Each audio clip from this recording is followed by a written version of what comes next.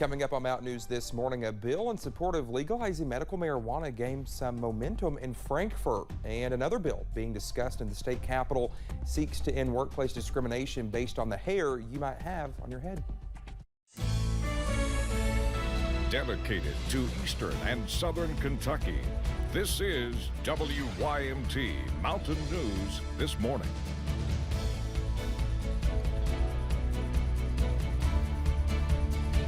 Good morning to you. It's just before 6 o'clock here. I'm Dakota Makris on this cold start to our Friday morning. And let's check in with Brandon Robinson. Brandon, all calm right now, but that changes a little bit later today and into the weekend. You know, it's always the weekend where the snow happens. You and I, we enjoy our weekends because we don't have to work. But nope, guess who's working this weekend? Yep.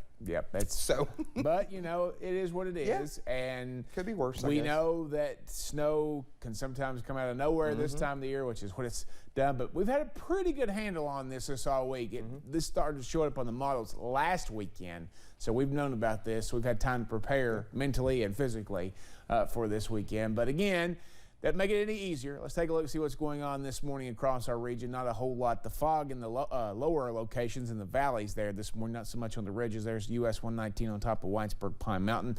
No major issues up there this morning. Temperatures 20s, 30s, and 40s. 40 on top of Pine Mountain, 40 also at Jackson, 28 Monticello, 28 Irvin. Everybody else in the low to mid 30s across most of the region. Some upper 30s there, Logan, Pikeville, and Moorhead also in Wise. 56 our average high.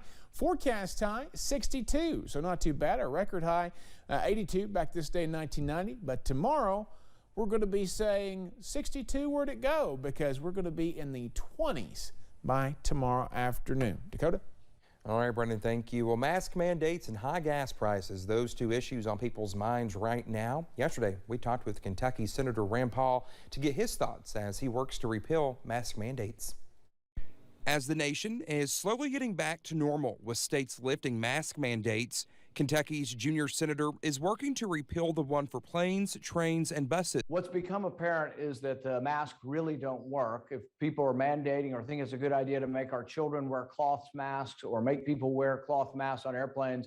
Senator Rand Paul says a vote on a bill to end the mask mandate on public transportation will take place next week. People need to realize it was never a federal law. It was a mandate by an unelected bureaucrat who most of us believe does not have the power to make that mandate.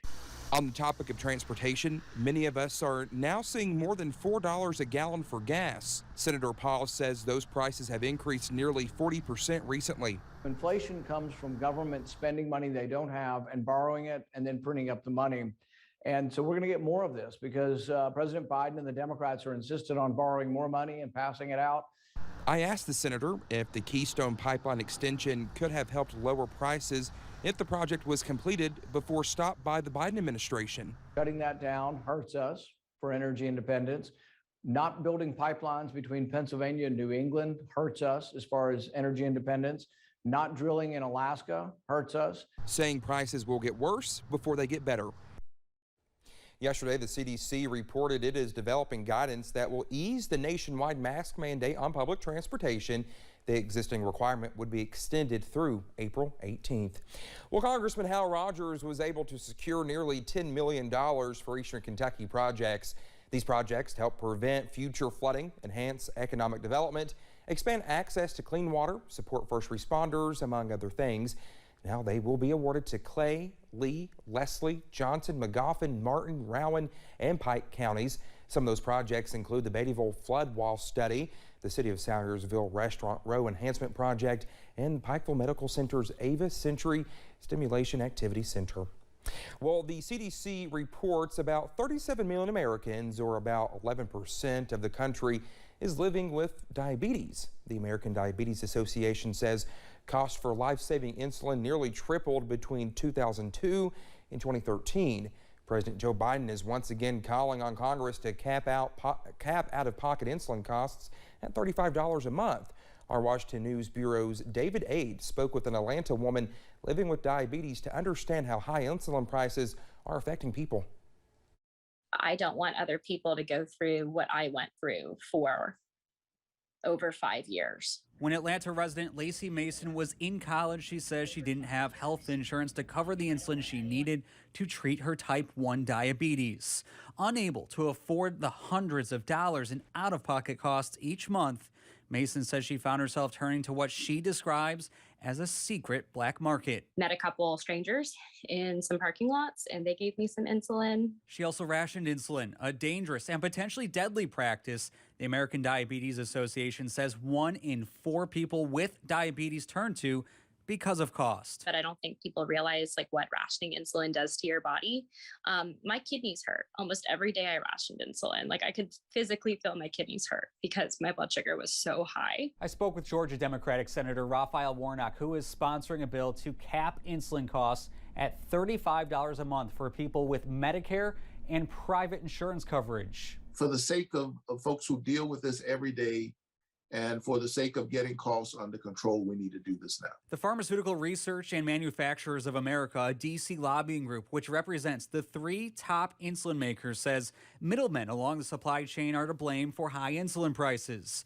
Following President Biden's State of the Union address, where he called for an insulin price cap, the group's president said in a statement, allowing the government to set the price of medicines isn't the answer. Right now, Warnock's bill only has Democratic support. Maine Republican Senator Susan Collins says she will offer a bipartisan bill which will extend a price cap to people without insurance. In Washington, I'm David Aid.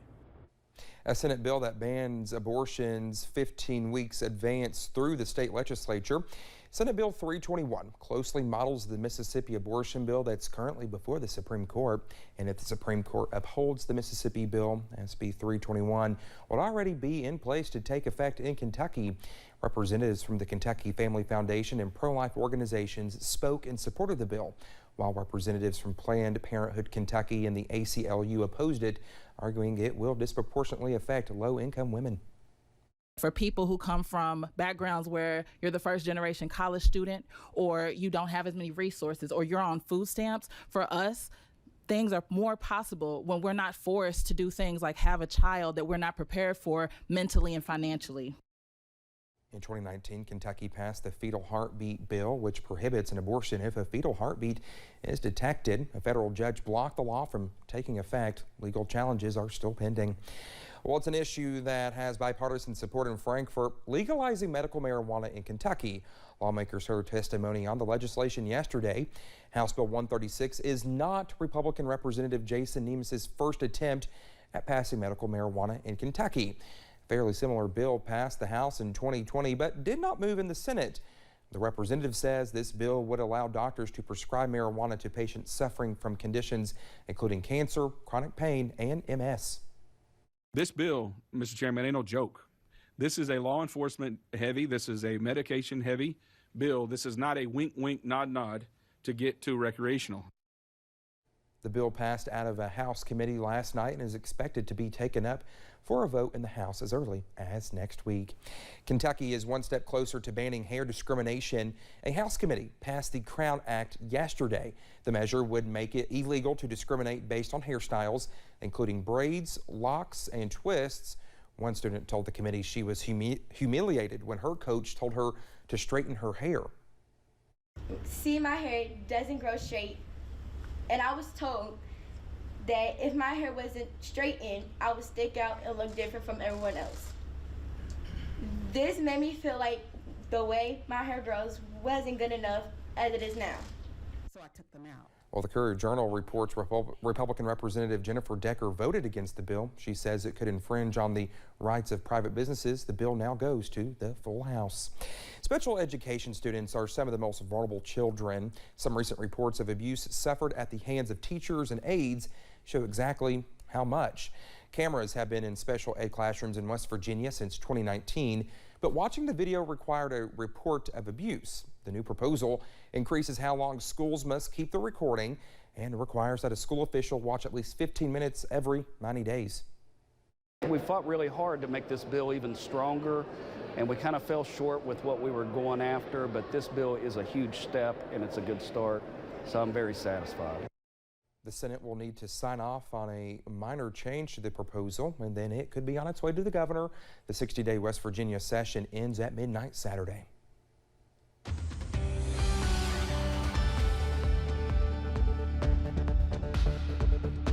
6:09 on this chilly Friday morning, the end of the week, into the first, is it the first full? No, I think it is the first full week of March, actually. And we're going to continue to see some chilly temperatures out there. Let's take a look and see what's going on. Maybe some patchy frost in some spots, too. Some was trying to form on my car this morning when I left the house. But again, anywhere from 28 to 40. That's our range this morning. A lot of folks there in the low to mid 30s, some upper 30s out there, too. 62 this afternoon. Bit of a southwest breeze might make it feel just a touch warmer for some folks. Sunshine gives way to some clouds, and then we see a big-time front roll in tonight. That's going to be a front that's been stationary, kind of locked over the northern and western parts of our state, holding back the cold air. But once it starts moving, that's going to bring in some moisture and some snow chances and some arctically cold air and maybe some record-breaking low temperatures as we head into Saturday night and Sunday morning. Dakota? All right, Brendan, thank you so much. When we come back, President Joe Biden plans to hurt Russia's economy even further as the country's invasion of Ukraine continues.